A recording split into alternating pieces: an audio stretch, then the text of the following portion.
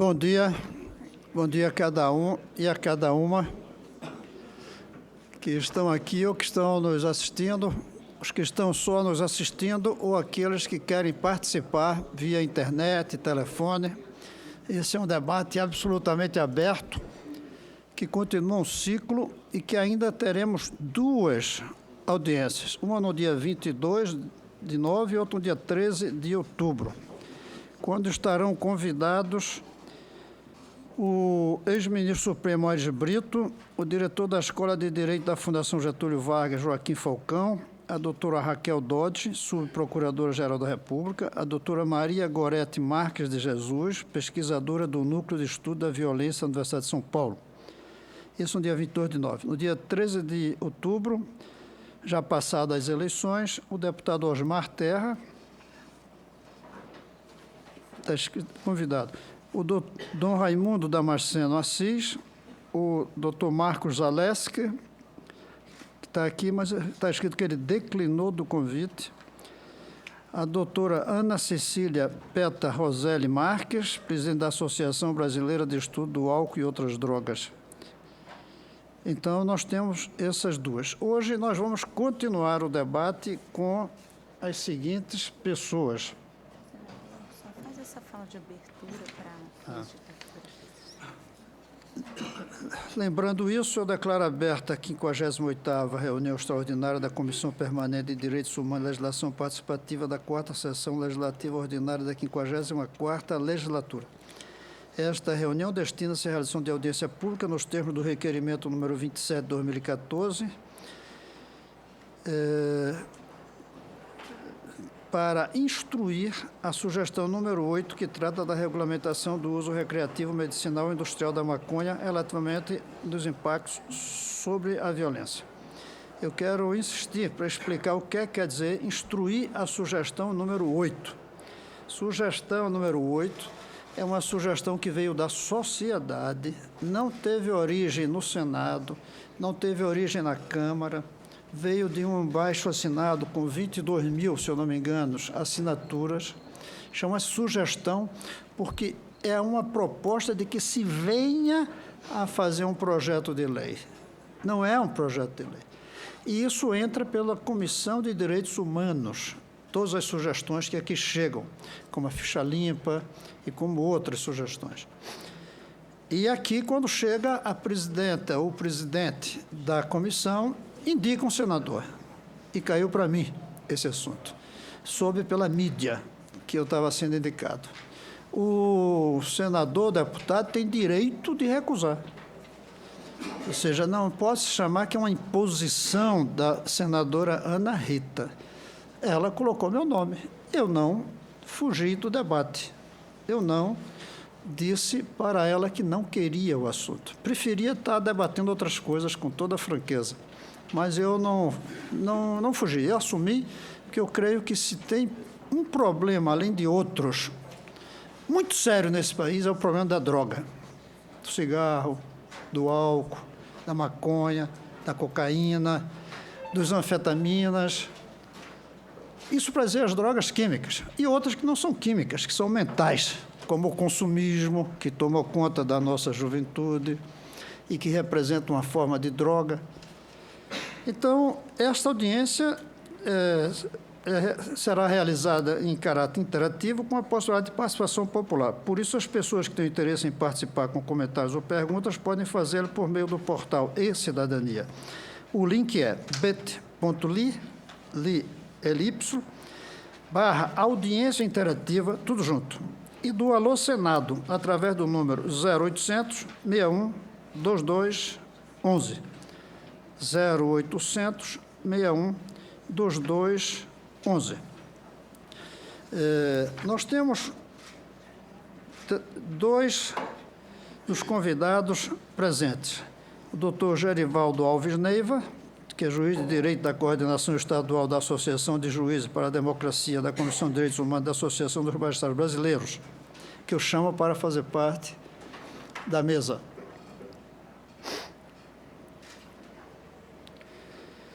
Também outro convidado é o Daniel Nicore, defensor público do Estado da Bahia. E eu vou convidar extra pauta o doutor Sérgio Manfucci, ou Ranfucci. A letra aqui não deixa se é M ou H. H, Manfucci, que é promotor público. Eu convido para a mesa.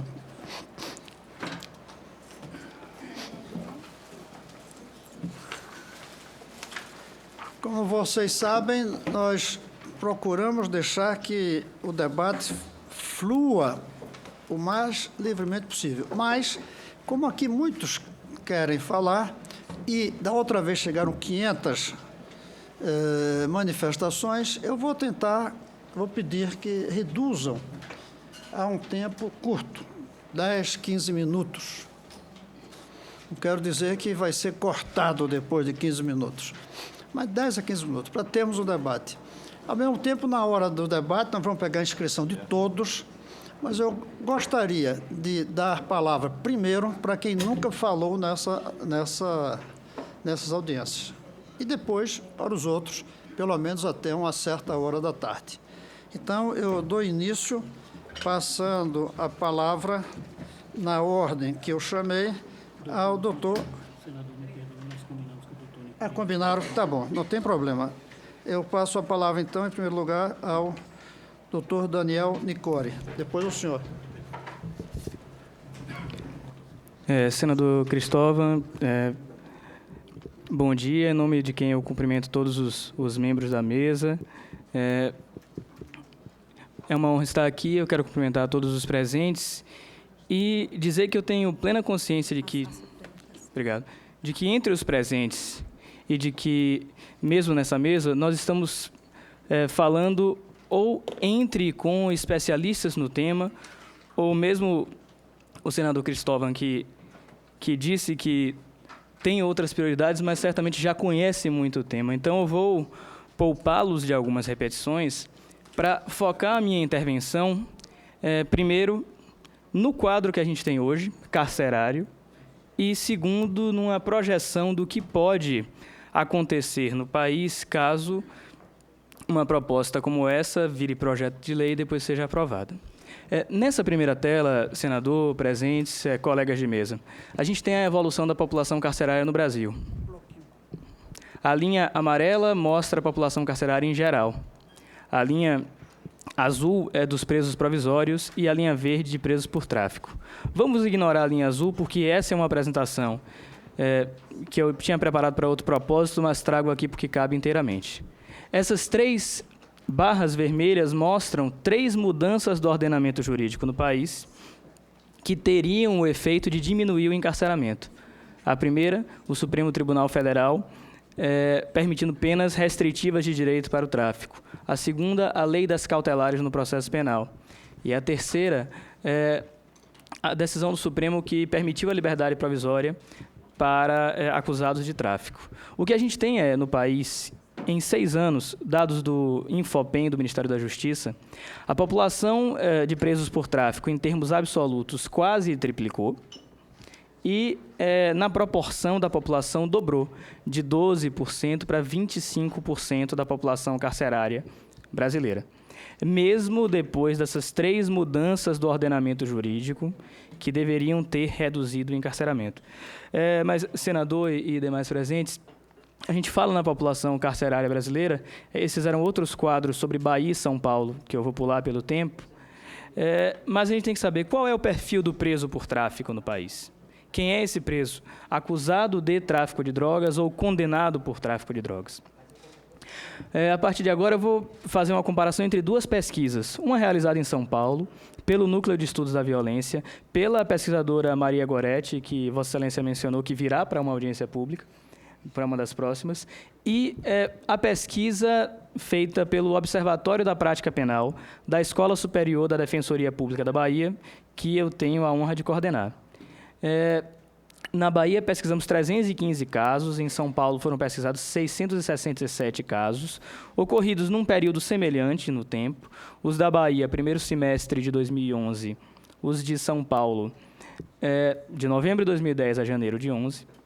Casos esses que foram acompanhados por um certo tempo.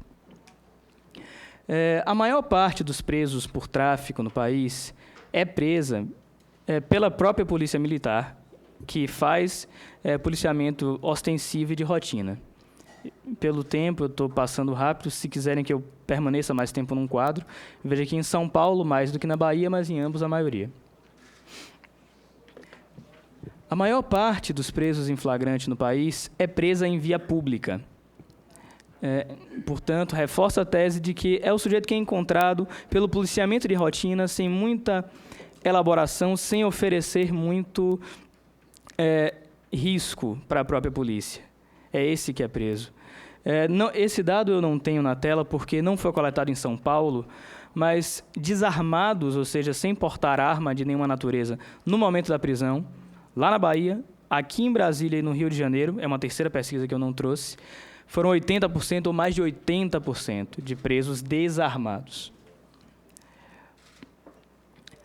Bom, essa é a tela que nos interessa especificamente porque a audiência pública hoje, ela não trata da regulação de todas as drogas, mas de uma droga em especial, que é a maconha, a cannabis sativa, que é a droga ilegal mais consumida no país e também a droga que todas as pesquisas sérias indicam que é a droga ilegal menos lesiva e que todas essas pesquisas, eu cito aqui aquela pesquisa que saiu no Lancet, de David Nutt e outros pesquisadores ingleses, que faz um ranking de 16 ou 18 fatores de risco das drogas pessoais e sociais, que apontam que a cannabis, em todos os aspectos, é menos lesiva do que drogas legais que nós temos no país, como álcool e tabaco. Eu estou dizendo aqui que a maconha não causa dano para o consumidor, não, eu não seria irresponsável de dizer isso. Primeiro porque eu não sou da área de saúde e, ainda que fosse, eu não chegaria a esse resultado porque não seria verdade. A questão entre as drogas que temos no Brasil, quais causam menos dano, quais causam mais dano? A maconha, cannabis. Entre as drogas ilegais, é a menos lesiva e é menos lesiva do que drogas legais, como o álcool. Isso não é nenhuma nem duas pesquisas que dizem. Pois bem, qual é o perfil do preso que porta maconha no Brasil? Essa é uma coluna comparativa pela quantidade da droga.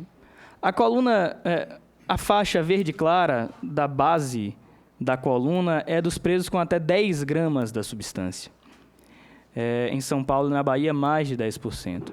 Quando nós somamos esse mesmo grupo ao grupo dos que portavam entre 10 e 50 gramas da substância, em São Paulo chega-se a quase 50% dos presos. Acusados de tráfico, atenção, isso é importante. Na Bahia, quase 40%. Por que esse dado é importante? Na maior parte dos países que regulamentaram a maconha, na verdade, maior parte, muitos regulamentaram para fins medicinais, mas pensando nas experiências do Uruguai e de 2 estados americanos, a faixa que se autoriza para compra e para posse fica entre 30 e 40 gramas, é 1 onça, um pouco mais. Então, esse grupo do até 50 é um grupo em que é perfeitamente possível entender que esse sujeito era só usuário. É claro que esse não é o único critério, existem outros critérios. Mas quase metade dos presos na posse de maconha em São Paulo, quase 40% dos presos na posse de maconha em Salvador, tinham consigo quantidades perfeitamente compatíveis com o consumo por um curto período. Porque eu também não excluo aqui a possibilidade de pessoas com quantidades maiores de droga a terem para consumo, como não excluo a possibilidade de pessoas com quantidade bem pequena da droga a terem para tráfico. Mas o fato é, a nossa lei, que não estabelece quantidades objetivas para definir a conduta do usuário ou do traficante, ou o que seria ideal, para criar várias faixas do uso penalmente atípico, a posse de droga ainda proibida ao tráfico, faz com que sejam presos com acusação seríssima, que é de tráfico de drogas, crime hediondo, pena de reclusão de 5 a 15 anos, pessoas com esse perfil. Quase metade em São Paulo e quase 40% na Bahia, portando 50 gramas da substância ou menos, ou seja, nada. Crack não nos interessa aqui, não é o debate. Quantos tipos de droga eram apreendidos com o preso? Em Salvador, mais de 60% com um só tipo, em São Paulo, 40%, mais um indicativo de que a probabilidade maior é de que se trate ou de um usuário ou de alguém na última ponta da cadeia do tráfico que não oferece quase nenhum risco. Quase todos homens, não nos interessa tanto. Idade dos presos. Tanto em São Paulo como em Salvador, os presos por tráfico são muito jovens. Os presos são muito jovens. Na nossa pesquisa, em geral, a gente tem uma idade média do preso, partindo dos 18 anos, em 30 anos, 29 anos. Presos um pouco mais velhos do que esses são os presos da violência doméstica ou familiar, 35, 36 anos. Os presos das varas criminais comuns, 28, 29 anos. E os presos acusados de tráfico são os mais jovens entre os jovens. Essa coluna do meio aqui ajuda a perceber melhor a questão. As colunas das extremidades mostram as idades dos presos por tráfico, em São Paulo e em Salvador. A do meio mostra a idade dos presos por todo tipo de crime em Salvador, presos em flagrante. Então, veja que, enquanto em Salvador, em geral, 43% dos presos têm menos de 25 anos, quando eu olho para a mesma faixa etária de presos por tráfico, ela soma 63% dos presos. Antecedentes criminais.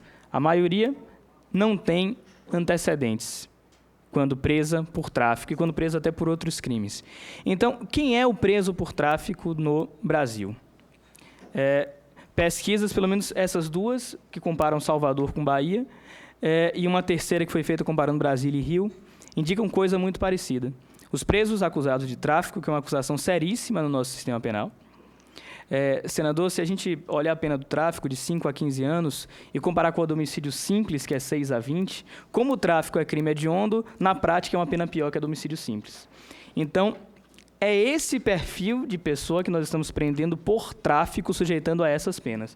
Um sujeito muito jovem, sem antecedentes em sua maioria, portando uma quantidade muito pequena de droga. Qualquer que seja a droga, e falando especificamente da maconha, que é objeto da nossa audiência, nós temos quase metade dos presos em São Paulo, que é o maior estado, e quase 40% dos presos na Bahia, nas capitais desses estados, São Paulo a maior cidade, Salvador a terceira, portando 50 gramas ou menos da substância.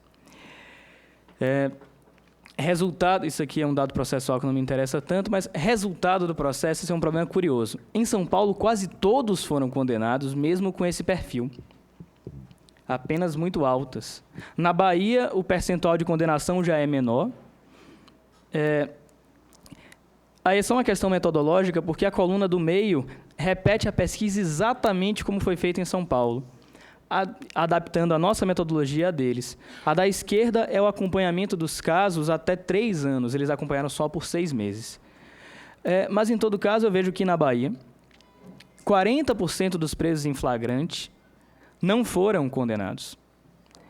1 em cada 4 presos na Bahia é depois reconhecido como usuário. Ou ali, isso numa coluna, na outra, 1 em cada 5, depende do tipo de acompanhamento. Em São Paulo, vejam que o percentual de condenações é muito elevado para o tipo de preso que nós temos. Mas, fato é, ou na Bahia, em que eu tenho uma pessoa privada da liberdade durante o processo para depois ser solta durante 3, 4, 5 meses, ou em São Paulo, ainda pior, uma pessoa que não consegue nem mesmo na sentença provar a condição de usuário. Temos um dado, isso aqui é duração da pena, não me interessa tanto. Esse dado aqui é curioso, senador e demais presentes e colegas de mesa. Em 2010, o Supremo Tribunal Federal decidiu que era possível aplicar penas alternativas, não privativas de liberdade, aos condenados por tráfico, desde que, claro, eles fossem primários, tivessem bons antecedentes, cumprissem os requisitos do parágrafo 4º do artigo 33, não tivessem envolvimento com organização criminosa ou nada disso, e com a pena de 4 anos ou menos. É claro que para quem escuta a discussão sobre guerra do tráfico, isso pode ter soado estranho comunitariamente. Mas quando a gente sabe, como vê agora, qual é o perfil do preso por tráfico no país, você entende perfeitamente a decisão do Supremo e por quê. Porque eu estou até desconsiderando aqui os casos de muitas injustiças que acontecem. de usuários presos como traficantes, porque a lei é excessivamente vaga. Vamos falar de outro público agora. O público dos pequenos traficantes, da raia miúda do tráfico. Aquele público que é composto por jovens, muito jovens também, como os que consomem, e que vê no tráfico, infelizmente, uma alternativa de vida. Isso é triste que uma pessoa veja na ilegalidade uma alternativa de vida.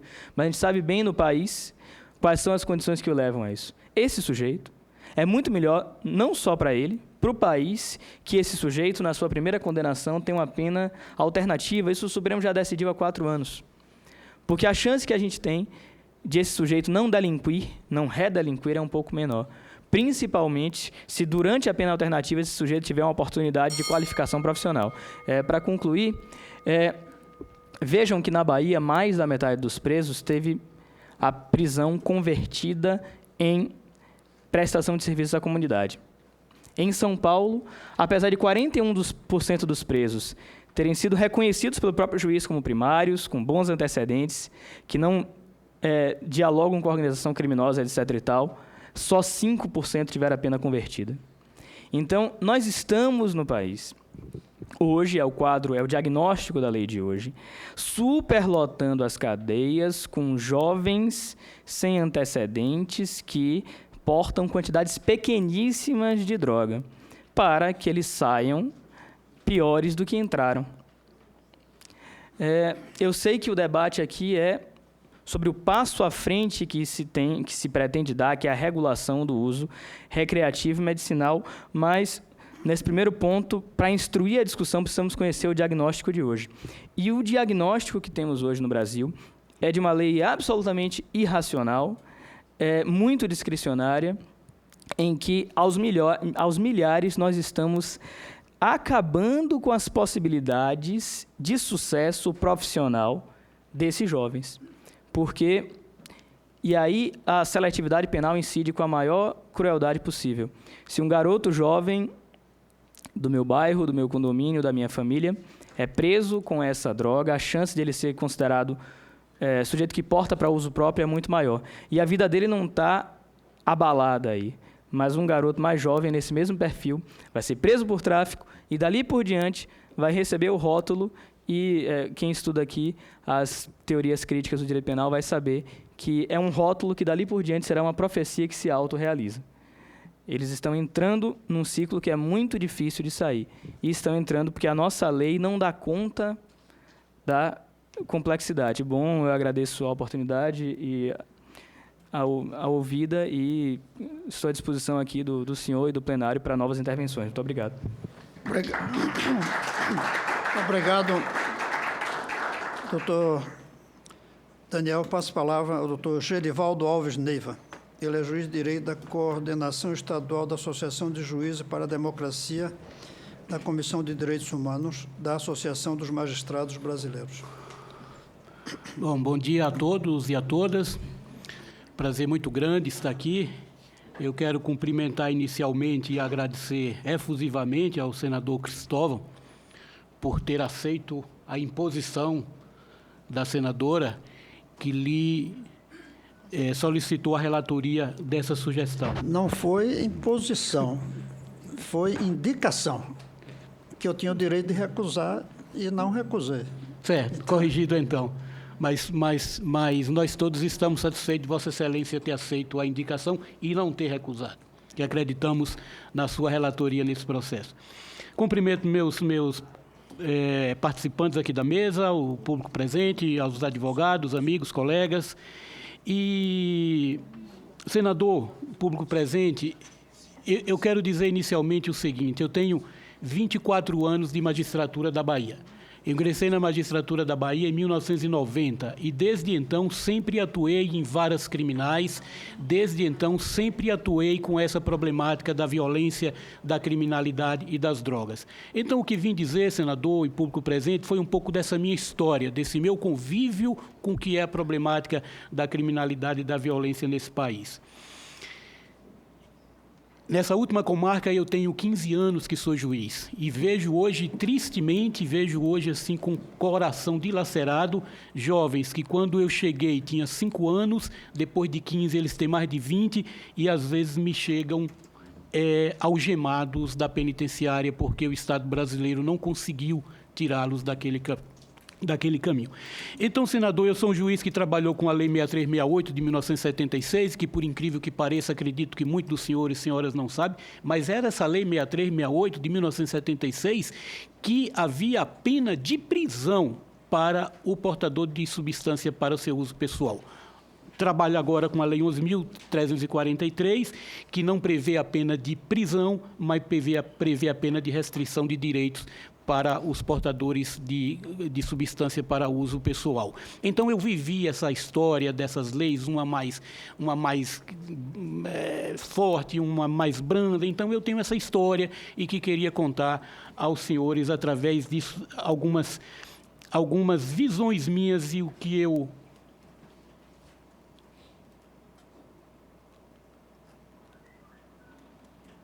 Isso aqui é para frente.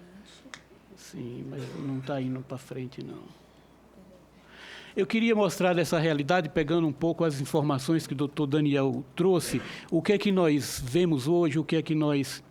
Se você conseguir passar, e subiria agora uns blocos de texto.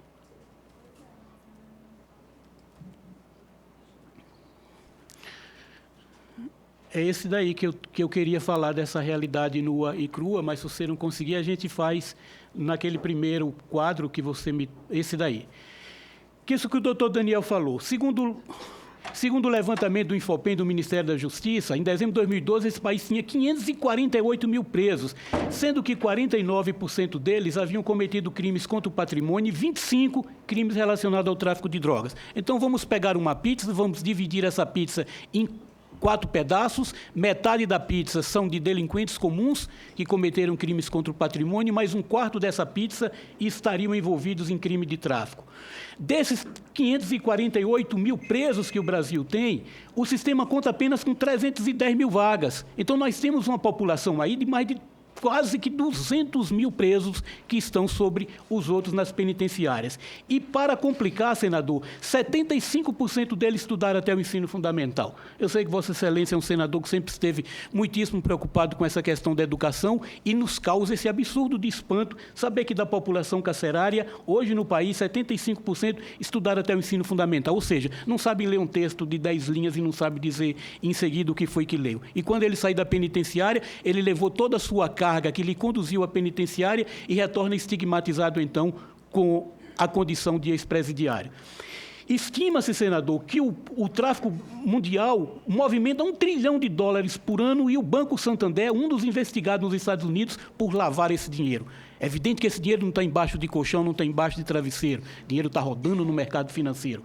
Por fim, senador, o que tenho que concluir, depois de 50 anos de proibição de guerra às drogas, a produção e o consumo cresceram. E as leis, seja 6368, seja 11.343, não se mostraram eficientes para resolver problemas que estão muito mais relacionados à alma humana do que à criminalidade.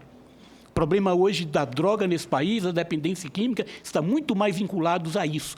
A psiquismo de cada pessoa, a sua alma, por que se envolve com as drogas do que de criminalidade. Enfim, senador, demais presentes, a sensação que nós temos hoje, a magistratura brasileira, os que estão envolvidos diretamente com esse problema, é que nós estamos enxugando gelo, que nós não estamos conseguindo dar resposta que esse país precisa com relação ao problema do tráfico, ao problema da violência. Então, essa é uma realidade nua e crua. Será que agora a gente consegue? Não consegue, né?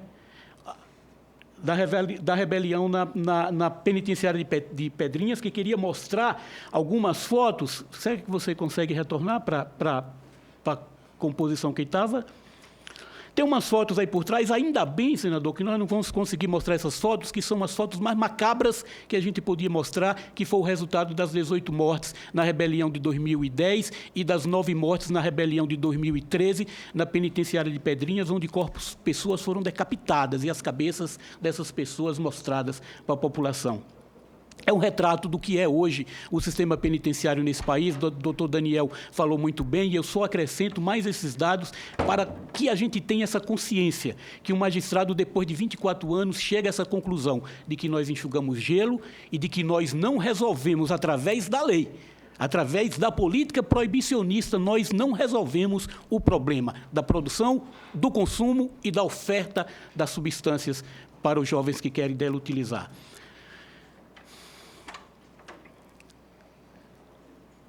E está tão ruim que eu não consigo passar. Tem outro slide desse, minha senhora, que está no outro formato antigo. Nós fizemos esses testes no início e todos funcionaram bom. E aí eu queria que a senhora tentasse de novo.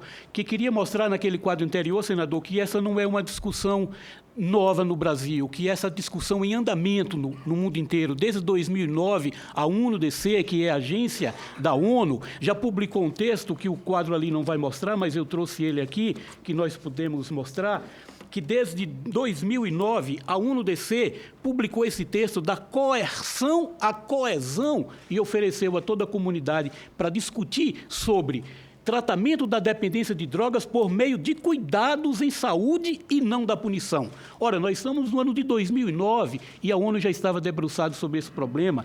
Poucos anos depois, 2 anos depois, senador, a Comissão Global de Política sobre Drogas publicou esse outro documento em 2011, que nos ofereceu também ao debate, e vejam que é emblemática a capa, que esse guerra riscado não é da minha autoria, mas é do próprio documento que risca guerra às drogas, e propõe um novo debate, propõe uma nova estratégia para enfrentamento desse problema. Sei que Vossa Excelência sabe que o nosso ex-presidente Fernando Cardoso é o presidente dessa Comissão Global de Política sobre as Drogas.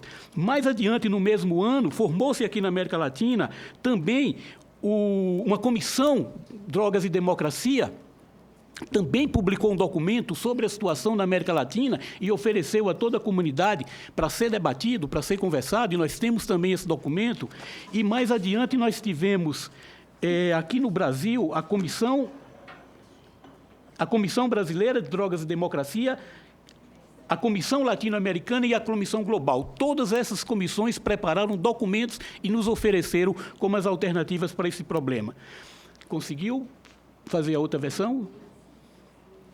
Senão nós passamos adiante nesse mesmo, o debate em andamento, para depois...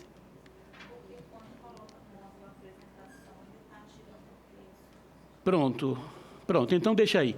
O que resultou antes disso, dessa política droga, são as manifestações dos ex-presidentes dos Estados Unidos, o Richard Nixon em 71, em 1986 o Ronald Reagan e o Bush em 1989, que deram início então a essa cruzada chamada de guerra às drogas, de chegar ao ponto do ex-presidente George Bush dizer: usar drogas é contra a lei, se você viola a lei, você paga o preço, se você usar drogas, vai ser pego, e se você for pego, vai para o presídio, vai ser punido. Alguns pensam que não haverá espaço nas cadeias. Nós construiremos o espaço. E, de fato, eles construíram o espaço. E, de fato, os Estados Unidos tornou-se hoje... Pode passar adiante? Os Estados Unidos tornou-se hoje... Dessa política dos Estados Unidos resultou nas convenções, a única sobre entorpecente de 61, que foi emendada em 72, a Convenção sobre Substância Psicotrópica de 71 e a Convenção do Tráfico, que é de 1988. E são esses 3 documentos aqui, senador, senhores presentes, que fundamentam toda a legislação brasileira. São esses 3 documentos que fundamentam a Lei 11.343 e são esses 3 documentos que regulamentam a Portaria 344 da Anvisa. Então, a Anvisa vai beber dessa fonte aqui da substâncias psicotrópicas para dizer para nós o que é lícito e o que é ilícito. A senhora pode passar, por favor? E o resultado disso é, senador e demais presentes, os Estados Unidos pularam de 95 até 2010 de 1.500.000 presos para 2.270.000 presos. Resultado, eles tinham 592 presos por cada 100.000 habitantes no ano de 95 e agora eles têm 731. Essa informação está no site prisonstudies.org e que representa que os Estados Unidos têm 5% da população mundial e tem quase 1/4 da população carcerária do planeta. Essa política de guerra às drogas nos Estados Unidos, do encarceramento à massa, resultou que uma nação do país tem 1/4, 25% de toda a população carcerária do planeta. E no Brasil não foi diferente. A senhora pode passar, por favor? E no Brasil não foi diferente. O que aconteceu no Brasil?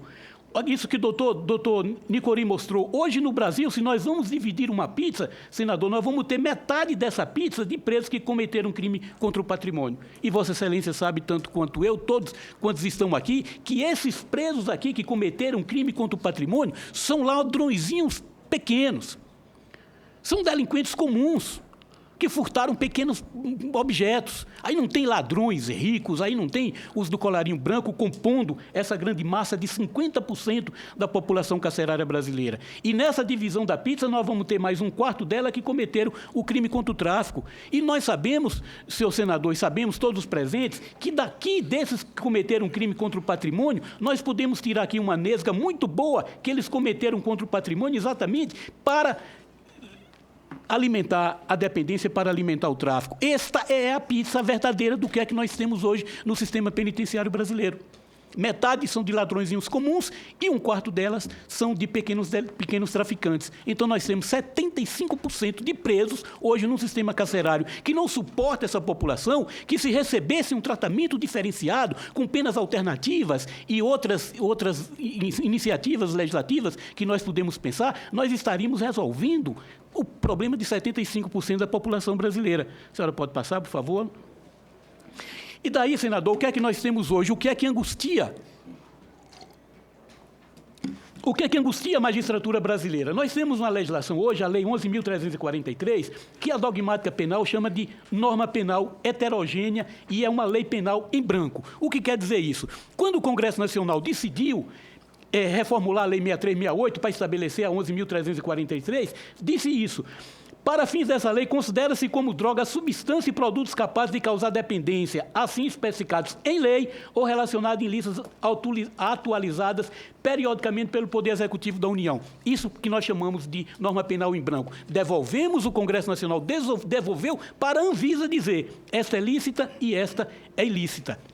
E o que aconteceu desde o ano de 2006 está no artigo 66, que diz que enquanto não tivermos essa lista, vai valer a portaria do do Serviço de Vigilância Sanitária do Ministério da Saúde, que é a portaria 344. Então, nós vivemos essa coisa esdrúxula hoje, que basta que a tecnocracia da Anvisa amanhã diga eu tiro essa substância dessa lista para essa lista, que ela deixou de ser ilícita ou deixou de ser regulado ou perdeu aquela categoria para ser outra. Não depende do Poder Legislativo brasileiro, depende da tecnocracia da Anvisa dizer essa e esta é aquela.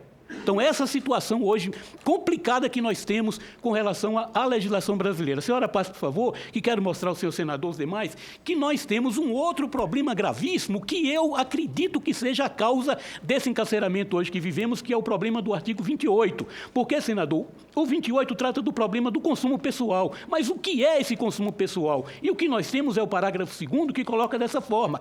Para determinar se destinava a consumo pessoal, o juiz atenderá à natureza, olha, o juiz que vai resolver a natureza, a quantidade da substância apreendida, o local, condições em que se desenvolveu a ação, as circunstâncias sociais e pessoais, bem como a conduta e os antecedentes do agente. Quando o juiz vai aplicar isso aqui, quando o delegado de polícia vai aplicar isso aqui, nós sabemos muito bem, nesse país, quem é usuário e quem é traficante. Esse é o grande problema. E tanto isso, a senhora passa por favor, e tanto isso é um problema, senador, que isso tornou-se motivo de repercussão geral no STF, a relatoria do ministro Gilmar Mendes, para julgar a constitucionalidade do 28, porque ele viola o artigo 5º, inciso 10 da Constituição, que diz que são invioláveis a intimidade e a vida privada. Quero chamar a atenção do senhor senador, de todos os presentes. Imagine-se que ano que vem, ou nesse ano ainda, o ministro Gilmar Mendes coloca em votação a repercussão geral e o STF diga o artigo 28 é inconstitucional. Como é que nós vamos resolver? Como é que os juízes vão julgar a partir daí se o 28 foi inconstitucional? O que é que nós vamos saber que é uso pessoal ou que não é uso pessoal? Porque se nós tínhamos esse arremedo, agora nós não vamos mais ter nada. Então, senador, o STF está vindo como um trem descarrilhado sobre o Poder Legislativo brasileiro. A senhora passa, por favor, para me dar outro exemplo que nós temos, que é o problema da constitucionalidade da marcha da maconha. Juízes proibiram, delegados proibiram, o STF foi disse, é legal, pode fazer a marcha da maconha. Alguns juízes insistem ainda, se eu me dar mais 5 minutinhos, alguns juízes insistem ainda em proibir marcha da maconha, mas o STF já fez essa intervenção e disse, é legal sim. A senhora passa, por favor. Daí, senador, nós temos agora outro grave problema que o Senado teve que resolver através da resolução número 5 de fevereiro de 2012, que foi ter que suspender a expressão vedada a conversão em pena restritiva de direito, que está no artigo 33, parágrafo 4º. Então, o STF reuniu-se e disse, essa expressão que consta do artigo 33, que nos crimes as penas deverão ser reduzidas a 1/3 a 2/3, vedada a conversão em pena restritiva de direito, o STF disse isso é inconstitucional. E o Senado da República teve que baixar a resolução número 5 para dizer, suspenda a execução dessa expressão. E os juízes, embora grande parte da magistratura brasileira, embora com a resolução número 5 do STF, muitos juízes decidem ainda com base no texto antigo, vedando a conversão em pena restritiva de direito. O senhor veja que embaralho legislativo que nós estamos vivendo, que é a dificuldade que nós estamos vivendo hoje no país. O que é que nós temos mais de problemas com relação ao STF e à lei? O Senado, o STF também resolveu discutir a constitucionalidade do 44, incidentalmente num processo, e declarou a inconstitucionalidade da expressão e liberdade provisória do 44. Então, veja, senador, nós tínhamos no 44. Os crimes previstos no 33, 34 e 37 são inafiançáveis, insuscetíveis de sursi, graça, indulto, crise e liberdade provisória. Como o STF decidiu isso num único processo, nós vivemos esse grande embaraço hoje.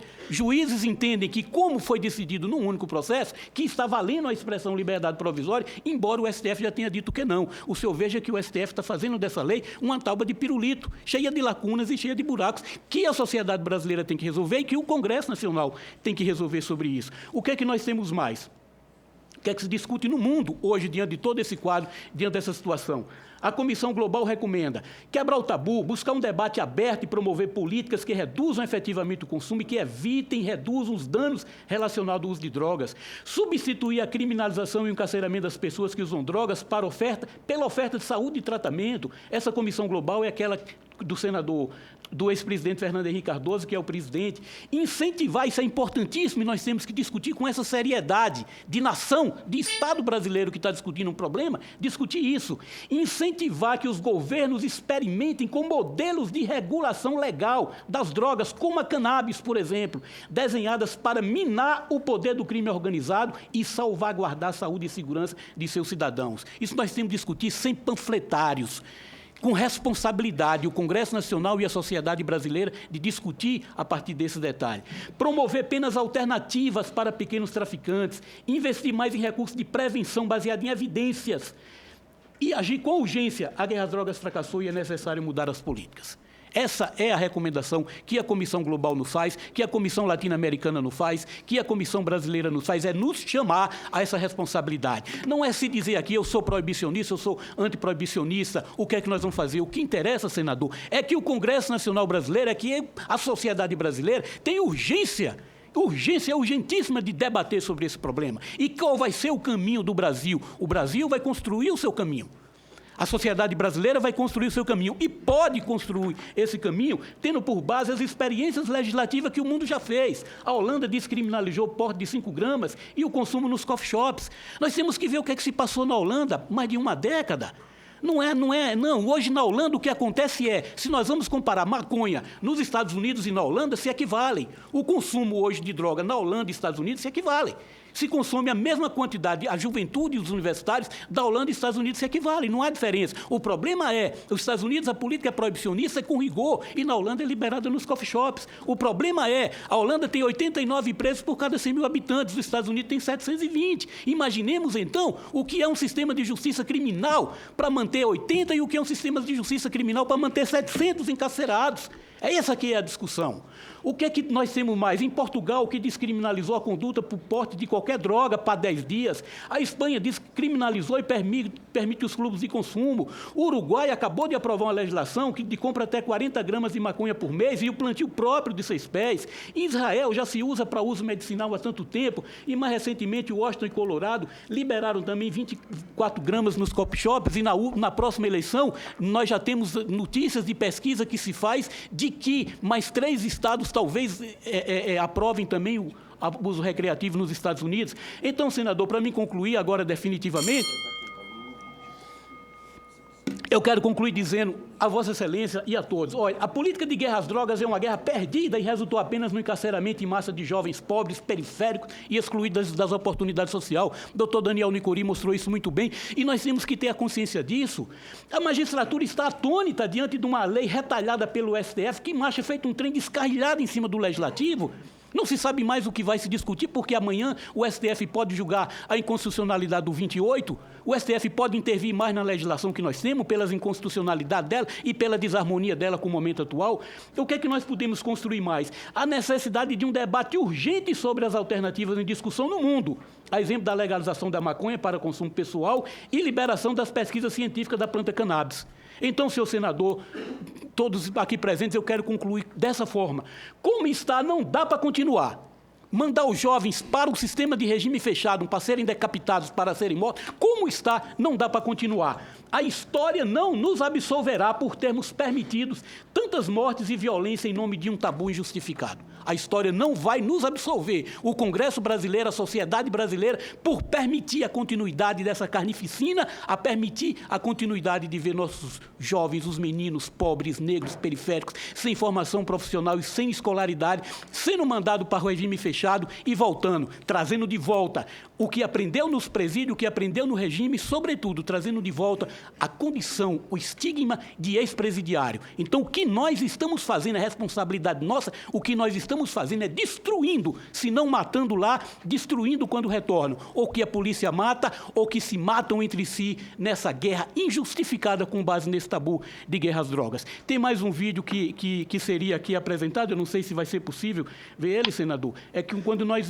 vamos ver, dá um mouse em cima, por favor, nós vamos ter a oportunidade de ver nosso ex-presidente Fernando Henrique Cardoso sendo um personagem de uma animação feita pela Comissão Global. E assim eu Era uma espero e vez agradeço. um rei de um império muito poderoso.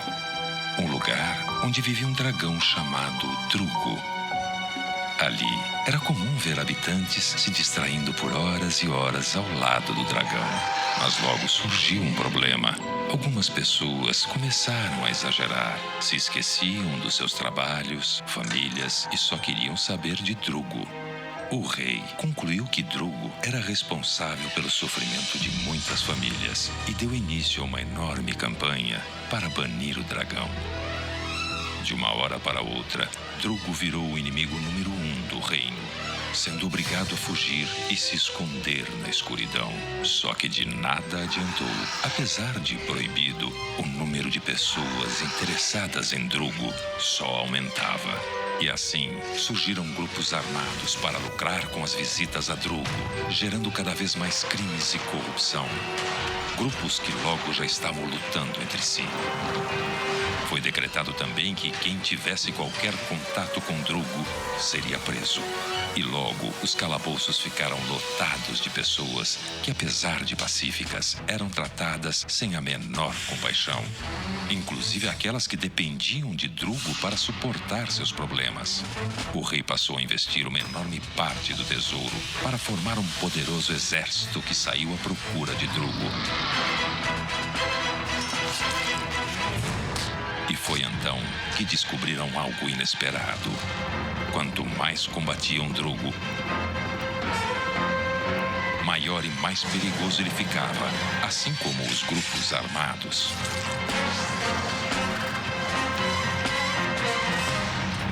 O reino foi tomado por uma violenta guerra que se espalhou por todos os reinados vizinhos.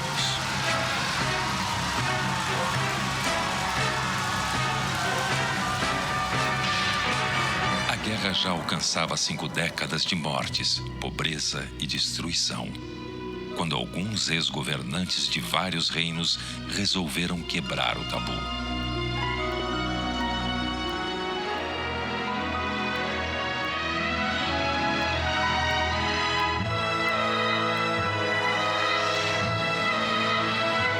Foi o início da mudança. As pessoas reconheceram que a violência era o principal problema e assim, Drugo começou a voltar ao seu tamanho original. As armas baixaram e as pessoas começaram a pensar sem medo. Elas perceberam que cuidar de quem sofria por causa do Drugo era bem mais inteligente do que matar e encarcerar pessoas numa guerra sem fim. A história não acabou e nem o reino foi feliz para sempre. Mas todos entenderam que um reino sem Drugo pode ser uma utopia. Mas um reino com menos violência e sofrimento, não.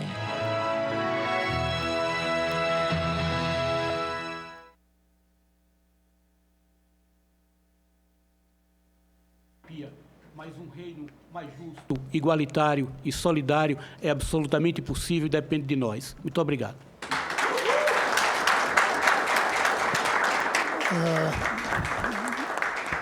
Obrigado.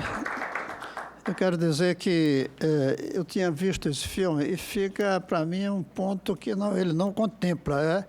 Quais são os males que o dragão faz. Isso não aparece bem ali. Aparecem os males que vêm da violência para enfrentar o dragão. Mas eu quero dizer que sua fala foi muito interessante, mas a última frase ali, a história não vai nos absorver se não formos capazes de fazer um mundo sem drogas, é importante. Agora, como fazer sem drogas e não como fazer do jeito que a gente está fazendo, que não está dando certo.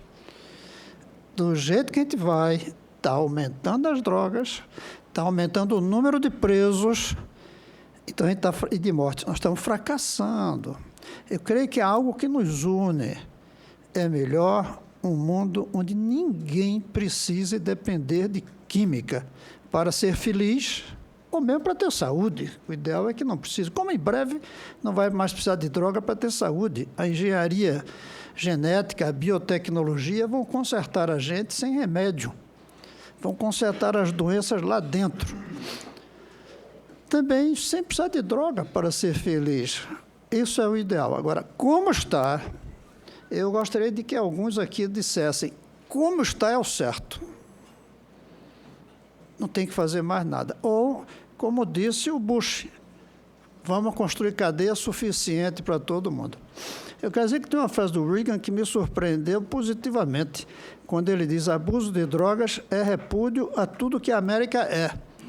Abuso, ele usou abuso, não usou uso. Abuso de droga é repúdio a tudo que a civilização é. Uma civilização verdadeira não tem que precisar de droga, mas não só química, não. A droga do sapato tênis novo, que tem jovens matando para conseguir. As jovens das grifes famosas, a crise, a droga de você lutar para parecer como é e não como você é. A perda da descoberta do seu ser interior e você ser julgado pelo que você aparenta ser. Tudo isso, o Reagan tem razão, é um repúdio ao que a América é. Tire a América e põe a civilização. Mas essa comissão está funcionando graças à sugestão número 8, porque se constata que, como estamos fracassando. Mas eu gostaria de ouvir gente que dissesse, está ótimo como está, vamos segurar desse jeito que a gente ganha essa guerra contra a droga. Até aqui ninguém disse isso. O que a gente está procurando é o que fazer. E eu insisto, todas as drogas. Eu vi uma página do jornal do Ceará que pergunta se você quer ser operado por um médico que tenha fumado maconha. Eu acho que devia colocar também que tenha tomado uísque. E eu colocaria não só médico, eu colocaria um piloto de avião. Não, mas não só maconha. Vamos colocar até cigarro, eu acho. Agora, outra coisa. Eu creio que nós devemos perceber que todas essas drogas são absolutamente nocivas.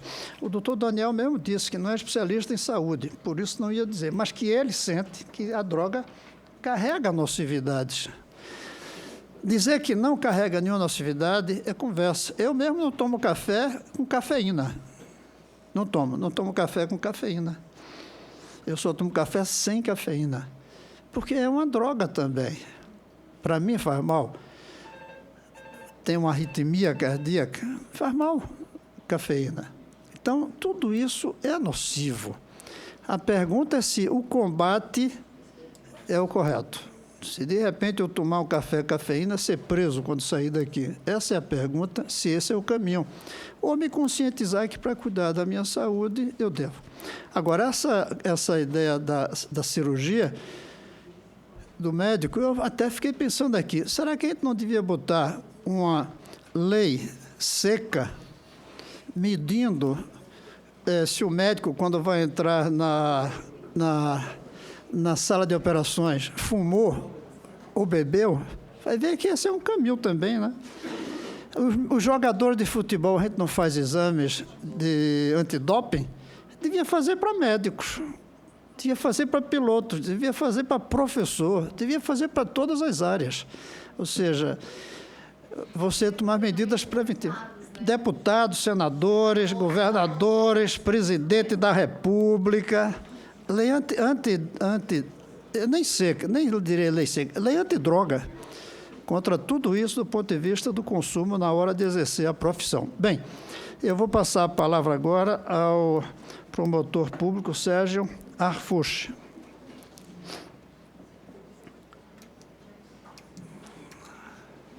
Excelentíssimo senhor senador Cristóvão Buarque, em nome de Vossa Excelência, peço permissão para cumprimentar a mesa e todos os demais presentes. Quero agradecer a oportunidade que o senhor me concede de estar aqui. É a 4ª audiência que eu venho.